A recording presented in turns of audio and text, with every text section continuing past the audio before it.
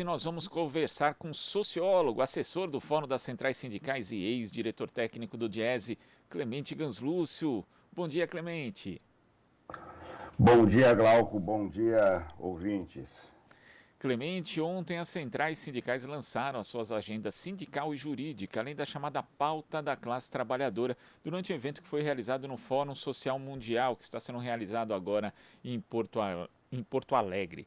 Clemente, queria primeiro que você falasse a respeito da agenda sindical e também da pauta da classe trabalhadora, né? Que são agendas que com proposições, né? Inclusive algumas que serão apresentadas aos candidatos à presidência da República e também uma proposta de trabalho junto ao Legislativo em relação a projetos que já estão em tramitação na Câmara e no Senado.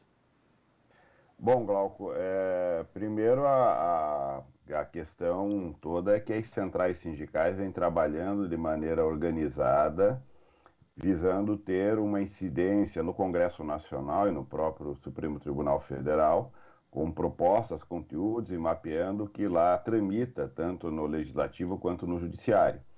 Mas a primeira incidência que as centrais elaboraram e já lançaram foi a pauta, como você disse, a pauta da classe trabalhadora, que é um documento que reúne mais de 60 propostas com as quais as centrais apresentam sua visão de futuro a partir do diagnóstico dos graves problemas que o Brasil enfrenta e apresenta para esses problemas um conjunto de diretrizes, de projetos, de políticas, de programas que o Brasil deve desenvolver para ter um padrão de desenvolvimento econômico capaz de superar todas as mazelas sociais e com uma relação virtuosa com o meio ambiente, portanto, ambientalmente sustentável, um desenvolvimento econômico capaz, portanto, de superar as desigualdades, a pobreza, a miséria, dar um padrão de desenvolvimento de qualidade em todo o território nacional para toda a população e ter a capacidade de recuperar e preservar o meio ambiente. Isso é a pauta da classe trabalhadora.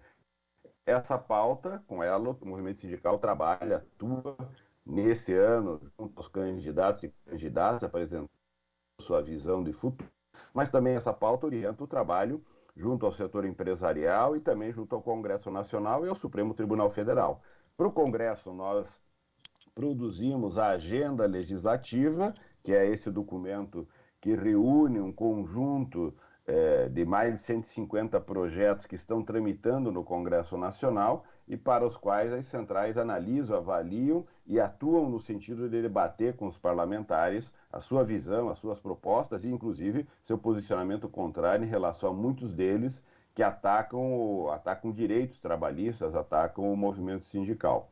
E há também uma agenda do Judiciário, focada no STF, que nós também lançamos esse ano, voltada para identificar as centenas de processos que tramitam no Supremo Tribunal Federal e que incidem direto ou indiretamente sobre a vida dos trabalhadores e das trabalhadoras. Com esses dois documentos, são subsídios com os quais o movimento sindical pretende atuar de forma mais qualificada na relação com o Congresso Nacional, com o Supremo Tribunal Federal, levando a agenda, a pauta da classe trabalhadora e defendendo os direitos quando eles são atacados. E esse aspecto da agenda jurídica é importante, Clemente, porque são temas que considerados muito relevantes, inclusive alguns pontos relacionados à chamada reforma trabalhista e outras alterações na legislação que nós tivemos ao longo dos últimos anos e que não foram pacificados na prática, né? Algumas, inclusive, já estão funcionando, mas podem acabar sendo revertidas no Supremo Tribunal Federal. Então é importante existir esse acompanhamento também que reflete na prática o quão assodada foi a proposição da reforma trabalhista em 2017, Clemente? Exato. Esses dois documentos, eles orientam a ação do movimento sindical, de um lado, no Congresso Nacional, debatendo e discutindo com os parlamentares os projetos, levando propostas. Por exemplo, o movimento sindical levou para o Congresso Nacional, em fevereiro de 2020, a proposta de um abono emergencial, que depois se transformou no Congresso em um auxílio emergencial, daquele auxílio de R$ 600.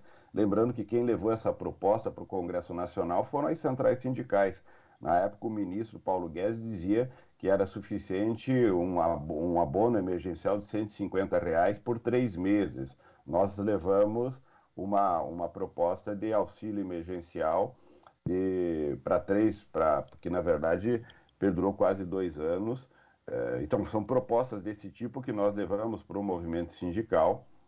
O movimento sindical leva para o Congresso Nacional e nós, na sequência, tratamos dessas propostas no âmbito das comissões e de todo o processo legislativo. Muitos desses assuntos acabam indo para o Supremo Tribunal Federal, são questionados e, portanto, esses assuntos também precisam ser lá trabalhados. Por exemplo, nós debatemos a reforma trabalhista, depois o governo e o Congresso fez uma reforma radicalmente diferente de tudo que foi debatido, e esse foi aprovado, e muitos desses assuntos foram questionados no Supremo Tribunal Federal. Hoje as centrais acompanham, inclusive debates, seus advogados são chamados para atuar no Supremo Tribunal Federal, levando a visão e a posição do movimento sindical frente a muitos desses temas, justamente porque continua o debate sobre esses temas. É o exemplo, por exemplo, da gratuidade da Justiça do Trabalho, que está sendo questionado no Supremo Tribunal Federal, porque ela foi eliminada. O trabalho intermitente, que foi autorizado de forma generalizada, há um questionamento de que não se deve ter esse tipo de legislação autorizando o trabalho precário de maneira ilimitada, e assim por diante. Portanto, nós estamos falando de uma agenda muito importante que precisa ser trabalhada e defendida no âmbito do Congresso e no âmbito do Supremo Tribunal Federal. E quando você fala da participação das centrais na proposição do auxílio emergencial, também remete, né, à questão da política de valorização do salário mínimo, que também foi uma pauta, uma agenda trabalhada pelas centrais sindicais, implementada ali no governo Lula, e uma iniciativa que de fato conseguiu reduzir a desigualdade salarial no Brasil e depois acabou sendo abandonada pelos governos Temer e também pelo governo Bolsonaro. Então é importante a gente resgatar essas conquistas recentes, Clemente, porque há uma narrativa antissindical muito forte por parte não só do governo, de parte também do Congresso Nacional e da mídia tradicional de uma forma geral, né? Então é legal situar esse tipo de conquista que foi obtida com a ajuda dos trabalhadores, das centrais sindicais e da própria organização sindical, Clemente. Exato, esse é um exemplo de quão longa já é essa trajetória de incidência institucional. Portanto, nós estamos falando do início dos anos 2000, quando as centrais passaram a ter uma atuação unitária junto ao governo federal. Hoje não tem, porque o governo federal não tem nenhum diálogo com o movimento sindical, mas também fizeram desde então incidências no Congresso Nacional, não só essa negociação fundamental com o governo e depois no Congresso da política de valorização do salário mínimo, mas as centrais trataram na época sobre a questão da previdência social, da terceirização, da regulação de uma série de direitos e proteções para diferentes categorias, a regulamentação do trabalho doméstico e a proteção das trabalhadoras domésticas com aquela legislação que garante direitos trabalhistas às trabalhadoras domésticas. Na área de saúde e segurança do trabalho, inúmeras normas foram negociadas e pactuadas. Na área das políticas sociais, saúde, educação, segurança.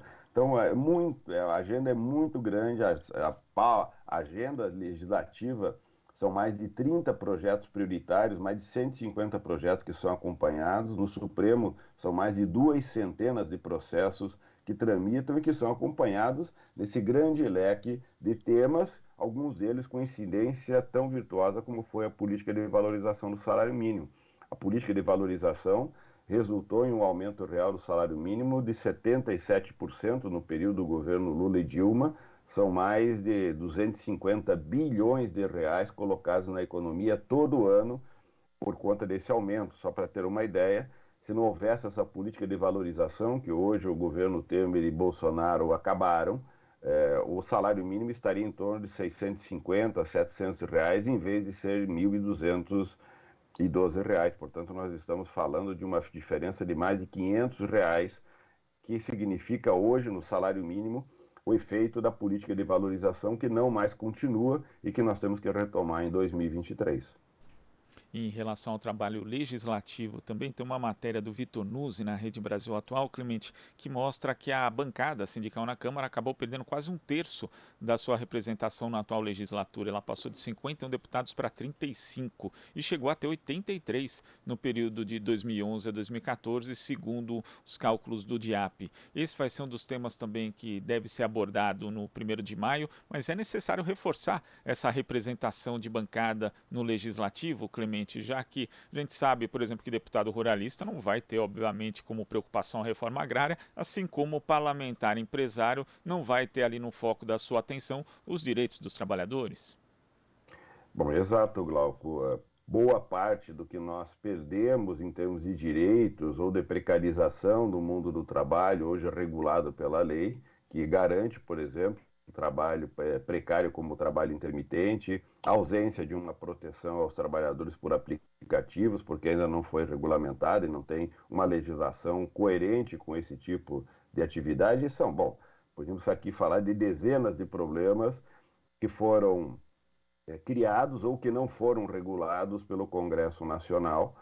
E isso tudo se refere a uma agenda que precisa ser trabalhada no Congresso e para a qual é necessário ter parlamentares que defendam essa pauta, que entendam desse assunto e que tenham o compromisso com a classe trabalhadora. Parte deles são parlamentares que têm origem no movimento sindical. Como você disse, essa bancada diminuiu muito. Um dos desafios que o movimento sindical vem colocando é justamente atuar numa incidência no processo eleitoral, no debate, apresentando candidatos oriundos do movimento sindical, apoiando candidatas e candidatos que defendam essa pauta que as centrais lançaram, para termos uma bancada capaz de fazer uma atuação no Congresso Nacional de maneira propositiva, defender os interesses e votar defendendo, portanto, os interesses da classe trabalhadora. Se nós perdermos, se tivermos por exemplo, reforma trabalhista